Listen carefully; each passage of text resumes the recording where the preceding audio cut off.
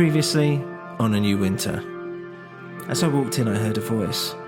"Come in," the voice called. "I'm in the lounge." And there was no mistaking it. It was Mr. Tooley. This is episode 26 of A New Winter.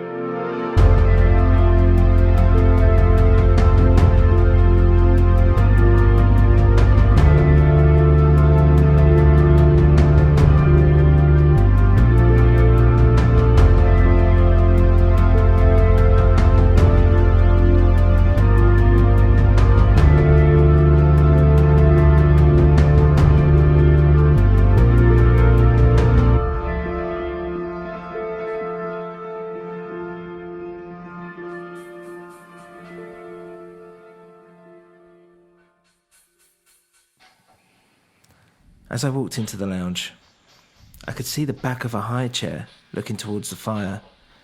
I'd only been into the depths of this house, but it looked like it was being well lived in.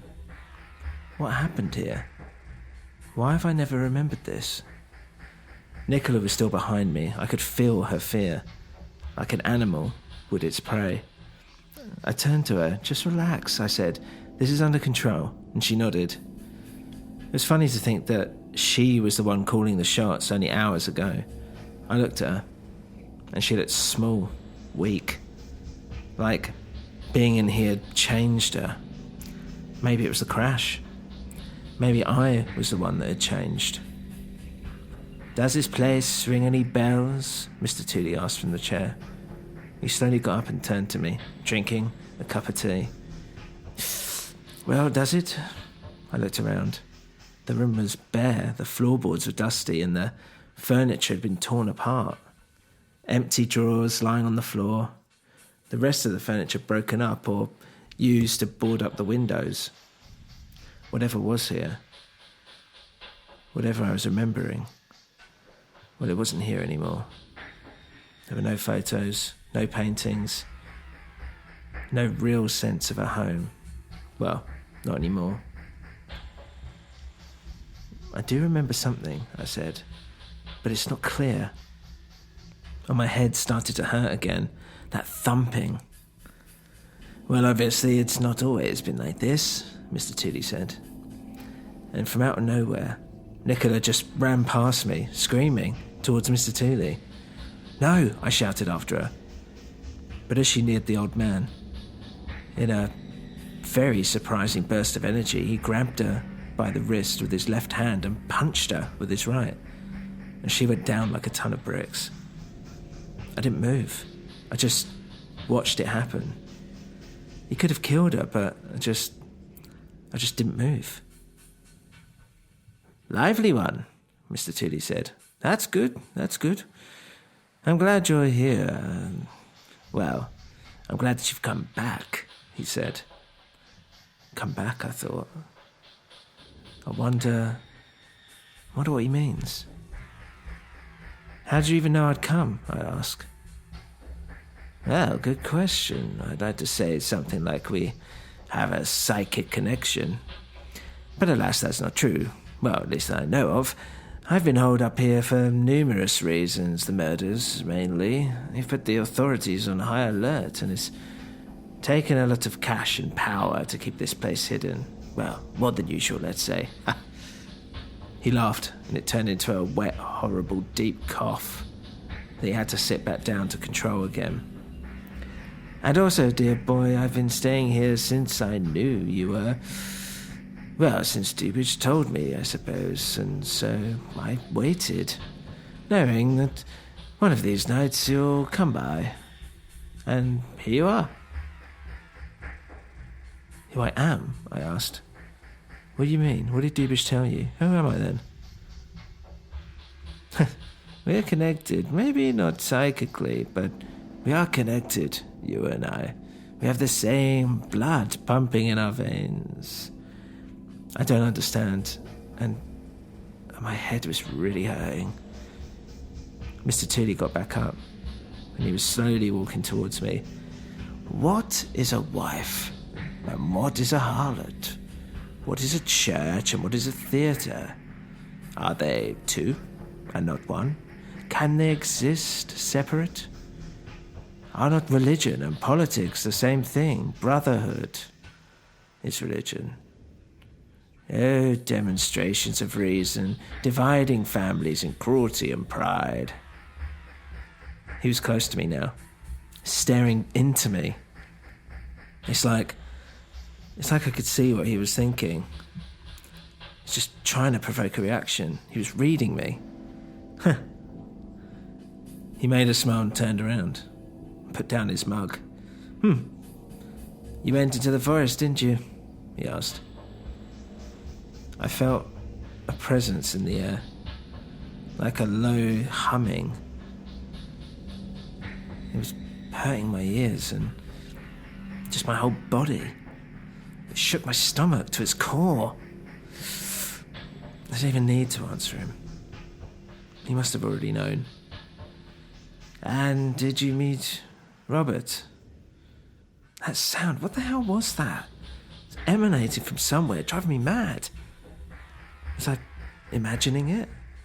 No, I wasn't imagining it. It was definitely getting louder. But where was it coming from? Pay attention, boy, Tooley raised his voice. Did you meet Robert? I don't know a Robert, I answered. You don't know Robert, do you? Well, did you meet anyone? He asked. I thought for a second. Should I tell him about the man who lived in the forest? Stalker? Kate Stalker? I didn't actually meet him. Should I tell him about the grave of dead children? Did he already know? I decided to play it safe. I didn't meet anyone, I answered, which in theory was true. Mr. Tooley stared at me for a long while. I could see his eyes watching me intensely. He seemed to be getting rather emotional almost. Was he remembering something himself? He sighed. You don't seem to meet anyone, do you? Well, there is her, of course. He pointed to Nicola, who was still out cold on the floor. The fucking whore. Another damsel in distress in one of your sick fantasies. He laughed. Just like your father, I suppose. What? I said. What do you mean? What do you mean, my father?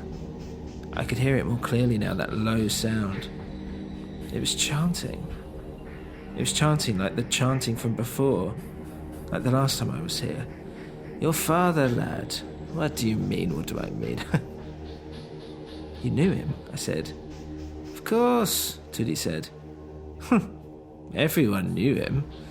Yes, he was always a very good friend of Robert's. It's a shame you didn't run into him. He looked up at me again, waiting for a reaction. Do you remember him? He asked. And then I did. I remembered more. I remembered being in this house. This cold house. I was in my bedroom. Upstairs. And I was playing. I was playing with another kid. What else? I just couldn't make out his face. But there was someone else. There was someone else watching us from the other side of the room. Is he a friend? And then I heard the door downstairs close. It was him. It was my father. It was my dad. I can remember now running out of my room, down the stairs, and there, waiting at the door for me with open arms, was Mr. Tooley. Wait, am I remembering this right? You're my father, I remembered. No, don't put that on me.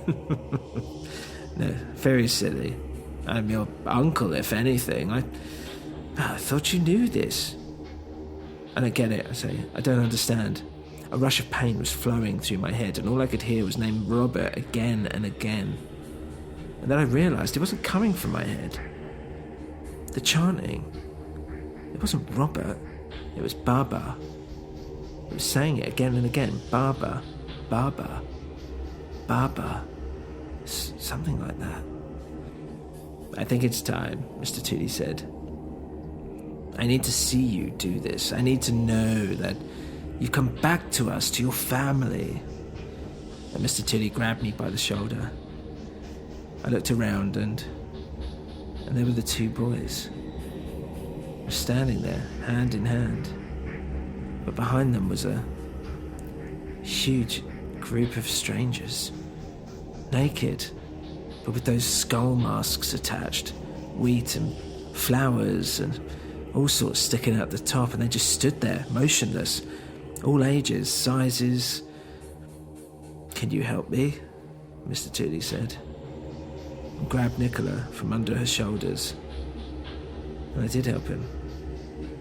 I grabbed her legs. "Baba, Baba." I could hear it from downstairs. "Baba, Baba." And as we walked with Nicola, the group of masked people silently helped us bring her limp body through the corridor, and there I could see an open door and that red glow, and there were stairs leading down. The group took Nicola's body and helped it down the stairs. Mr. Tooley and I just followed. The chants were getting louder now. "Baba, Baba." This was the corridor. This was the corridor that I was in with Dewbridge, where we were escaping from these very people, and yet here I was, with them, amongst them. We followed down, deeper, and in the darkness I saw a room where they all stood there, all around a long wooden pole in the centre. This pole in the middle of a small fire pit indoors. "Baba, Baba," they were chanting. The noise was deafening now, and they were all just standing there. It was mesmerising. They then took down the pole, and I remembered something else. I remembered being here, in this room, as a kid. And then I was like the others. I was wearing a mask. They brought the pole down and I tied Nicola to it. I was watching them tie a young child, a boy, someone I knew, someone I went to school with, tying him to the pole. When I was done, they put the pole into the fire and Nicola woke up. The boy was screaming, her deafening screams, their eyes wild, trying to let go, crying out, both of them pleading. And then the masks started dancing. They started dancing and touching, and rubbing and moving, and screams and then fire, skin burning off. The masks were screaming hysterically now and shouting, whooping.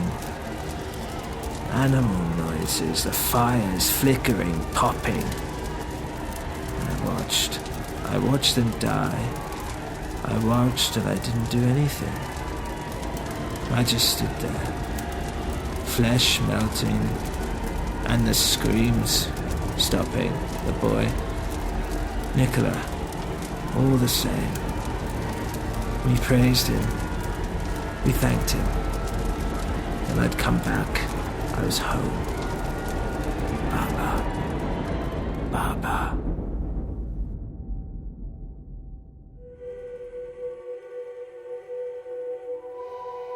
If you enjoy the show, please leave a review on your podcast platform of choice.